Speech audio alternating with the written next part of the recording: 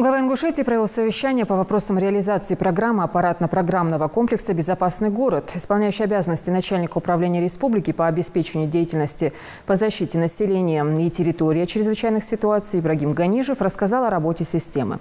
Она предназначена для повышения уровня общественной безопасности и безопасности среды обитания за счет создания комплексной информационной системы, обеспечивающей прогнозирование, мониторинг и предупреждение возможных угроз.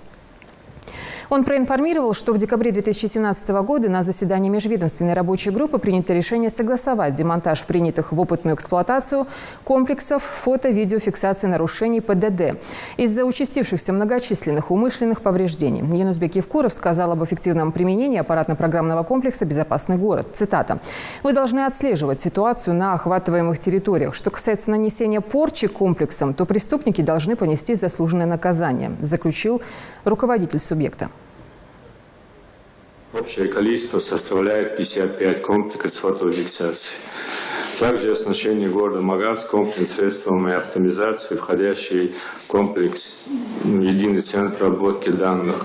Также установка гражданин полиция на территории города Магаз, система видеонаблюдения из 39 камер.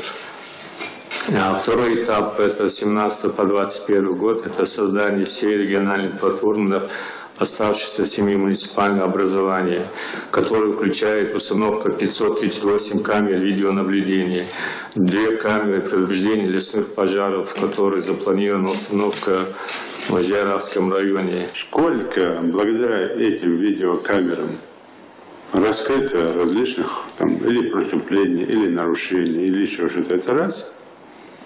По факту уже сколько по итогам просмотра этих записей раскрыто уже и совершенных или преступлений, или нарушений.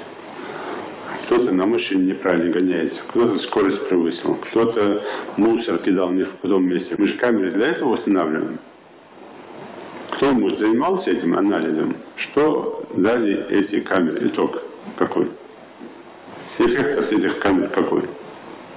Почему? Потому что мы с вами говорили о том, что мы делаем пилотный проект Магаз, так? Да.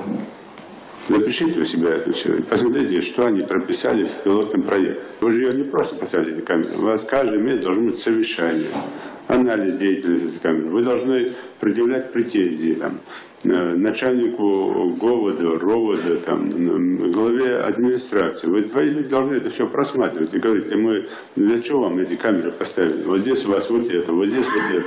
Вот это целый перечень, что вы вообще для чего мы камеры ставим? Для обеспечения безопасности населения. Так вот я вам вопрос задаю тогда. Если они ставят столько времени, и у вас нет никакой реакции на эти камеры, на эти записи, так как пилотный проект у нас Магаз, теперь посмотрите, вы хотите дальше по второму этапу пойти, полностью провалив сам проект в Магазе. Почему? Потому что основная задача выявить, сколько чего сделано, дает ли это эффект и отдачу. Не выполнено. Камеры поставили и забыли.